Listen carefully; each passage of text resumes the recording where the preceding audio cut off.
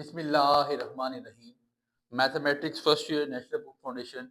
Today we are going to start our next question. The question is grammar rule. It's very important.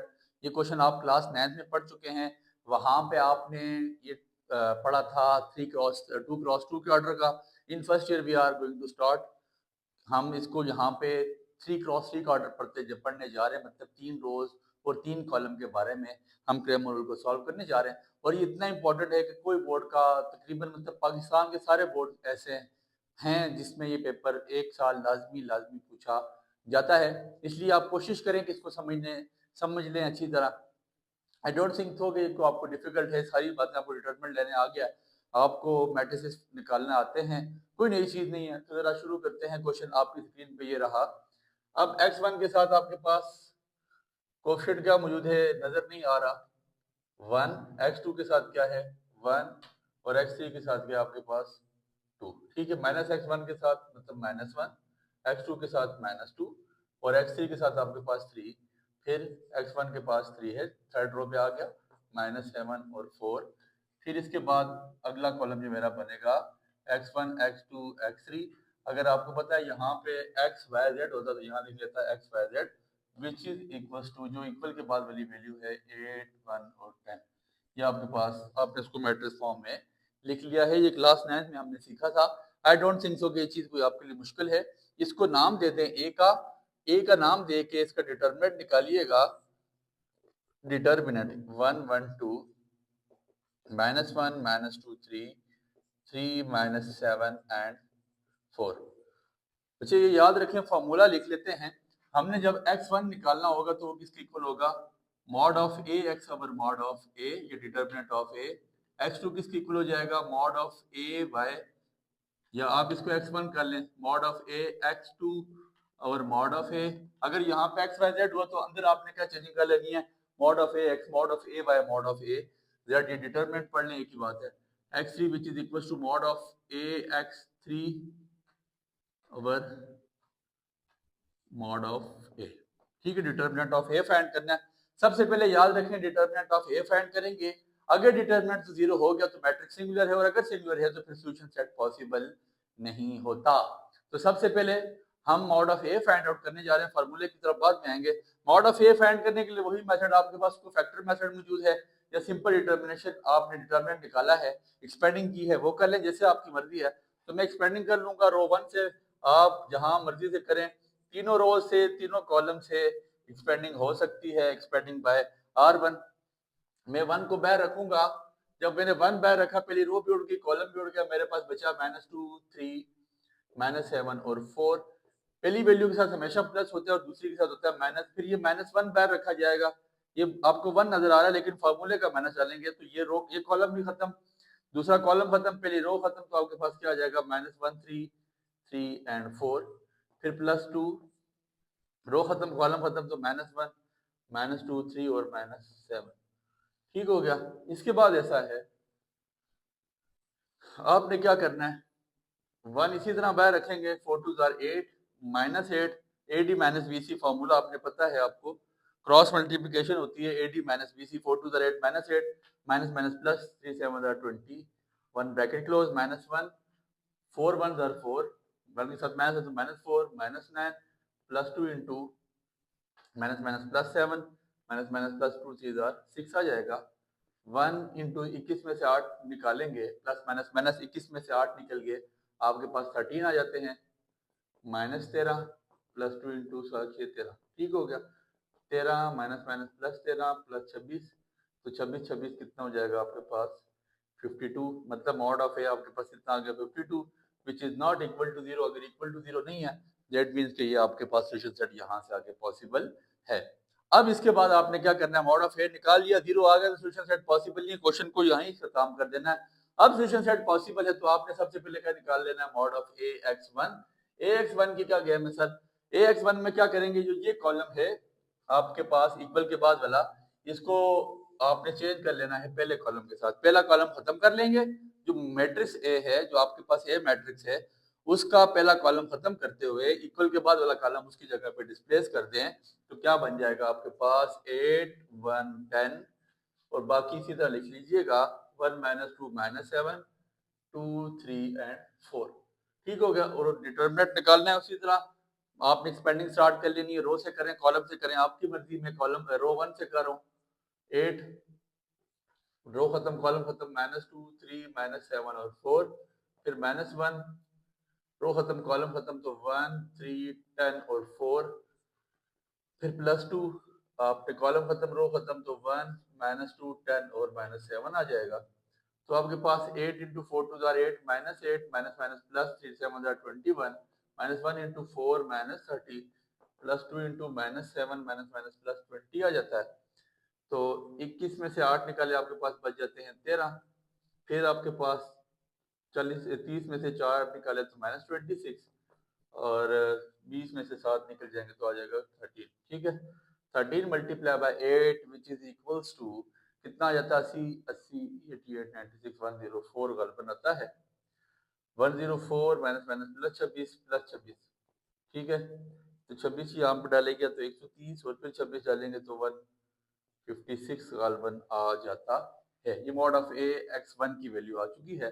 इसके बाद mod of A x 2 निकालने जा रहे हैं। Question पूरा करवा रहा हूँ, बाकी क्वेश्चंस आपको मैं लिख के दे दूंगा, इतना मुश्किल नहीं है, आपको बात समझ आ जाएगी।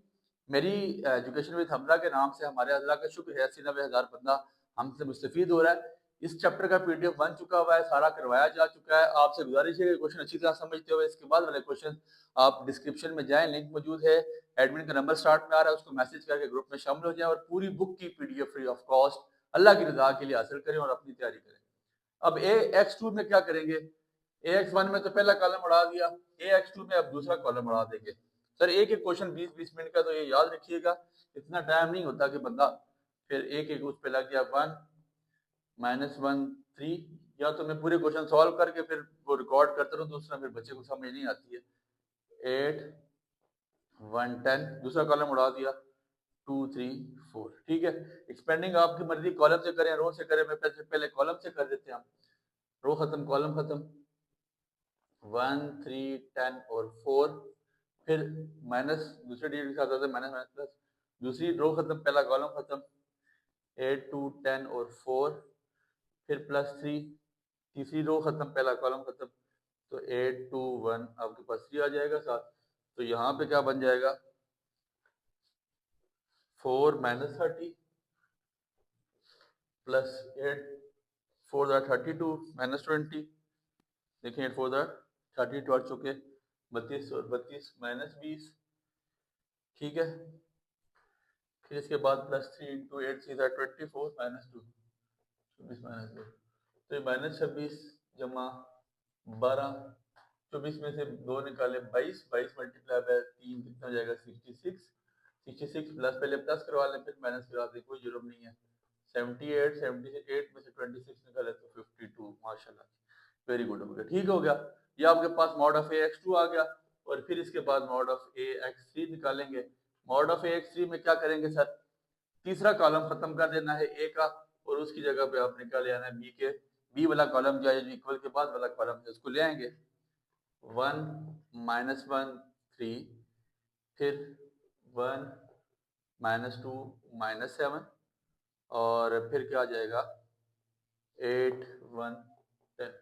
तो इसका इसी तरह मॉड है, रो से करें कॉलम से। मैं रो 1 से एक्सपेंडिंग करता हूँ, रो खत्म कॉलम खत्म, -2, 1, -7 और 10, फिर -1 रखा हुआ है, कॉलम खत्म रो खत्म, -1, 1, 3 और 10, फिर आपके पास, हाँ जी, पहले ये खत्म फिर ये खत्म, और अब आपके पास 8 बार रखेंगे तो रो खत्म कॉलम खत्म, -1, -2, 3 और -7, तो 1 into -20 minus minus +7, -1 into -10 -3, +8 into -7 plus plus -3 to the 6, तो -13 माइनस -10 और -3 -13 +13 हो जाएगा आपके पास यहाँ पे। ठीक है, और जमा 8 इंटू 8 मल्टीप्लाई बाय 13 आपके पास ये आ जाएगा। प्लस माइनस 13 खत्म हो जाएगा, 13 multiply by 8 which is equal to 104। तो मॉड ऑफ ए एक्स 3 आपके पास क्या आ जाएगा? 104। आपको एक ट्रिक बताऊंगा इसके बाद, जिसमें आप इसको बआसानी चेक कर लेंगे कि आया आपने क्वेश्चन ठीक किया या नहीं किया। देख लें, यहाँ पे ही 10 मिनट गुजर चुके हैं। अब ऐसा है, मॉड ऑफ x1 की वैल्यू आपके पास क्या है 156, यहाँ पे पुट कर देते हैं फार्मूले में 156 ओवर 52, ठीक है।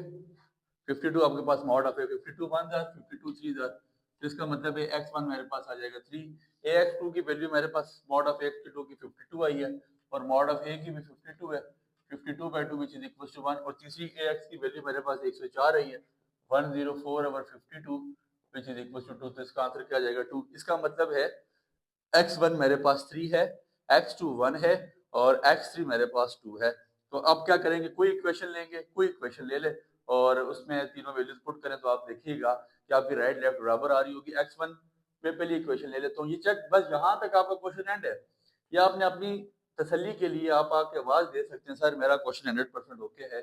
x1 की जगह आपने 3 पुट कर लेना, x2 की जगह 1 पुट कर लें और 2, x3 की जगह आप क्या पुट कर लें 2। तो 3 + 1 4, 2 2 4 4 + 4 विच इज इक्वल टू 8, तो 8 is equal to 8, that's mean कि लेफ्ट राइट आपकी बराबर है, तो आंसर आपका 100% एक्यूरेट है। आप किसी इक्वेशन में भी डाल के चेक करें, आपकी लेफ्ट राइट मीट होगी, ये याद रखिएगा। तो इसी के साथ आपके पहले क्वेश्चन का खत्म हुआ, इसका आप स्क्रीनशॉट ले लें। बाकी किसी क्वेश्चन में कोई चीज़ डिफिकल्ट नहीं है, पीडीएफ आपके पास आ जाएगी, खुद प्रैक्टिस करें, चीज़ों को समझें। मुझे उम्मीद है कि आपने स्क्रीनशॉट ले लिया होगा, बहुत आसानी से समझाया गया है। इसके 4 पार्ट हैं गालिबन, तो दूसरा पार्ट भी बिल्कुल ईजी सा है और तीसरा पार्ट भी, हाँ जी, तीसरे पार्ट में बल्कि आपके पास सिंगुलरिटी आ जाएगी, मतलब मैट्रिक्स आपके पास। अच्छा, एक चीज़ और देख लें, इसको ज़रा मैं इरेज करूँगा, आप अपने पास इसको नोट डाउन करें, आप इसका स्क्रीनशॉट ले लेंगे। अब जो तीसरा क्वेश्चन है ना, उसमें आपके पास एक दो वैल्यू मिसिंग है। अब यहाँ पे कोई वैल्यू मिसिंग है कि ना, फॉर एग्जांपल जहाँ पे x1 नहीं है, x2 नहीं है, x3 नहीं होगा, तो आपने उसकी जगह पे 0 पुट कर देना है, वहां जगह खाली नहीं छोड़नी। जैसे आपके पास क्या है, -2x2 + 3x3 which is equal to 1, 3x1 + 6x2 - 3x3 which is equal to -2, और 6x1 + 6x2 + 3x3 which is equal to 5। तो अब देखें यहाँ पे x1 नहीं है, तो कहाँ से स्टार्ट, x1 की जगह 0 लाजमी लिखिएगा, x2 फिर -2 3 3 6 -3 6 6 और 3, फिर इसी तरह x1 x2 x3, और फिर इसी तरह आपने क्या कर लेना है, जैसे पिछले क्वेश्चन में किया 1 -2 और 5। फिर इसको सिंप्लीफाई करना शुरू कर दें, आपकी मर्जी है, रो से करें कॉलम से करें। एक्सपेंडिंग करेंगे तो यहाँ पे आंसर इंशाल्लाह आपके पास 0 आ जाएगा, और अगर आंसर 0 हो गया दैट मीन के सिंगुलर है, और अगर सिंगुलर है तो लिखिएगा, इतनी सी बात लिख लीजिएगा कि सोल्यूशन सेट नॉट पॉसिबल। और चौथा क्वेश्चन भी बिल्कुल सेम है, उसमें कोई इतनी प्रॉब्लम नहीं है। इसके बाद हम स्टार्ट करते हैं आपका इन्वर्स मेथड। उम्मीद है यहाँ तक की बात आपके पल्ले पड़ चुकी है, इसका स्क्रीनशॉट ले लें, तो में याद रखिएगा। अल्लाह निगहबान।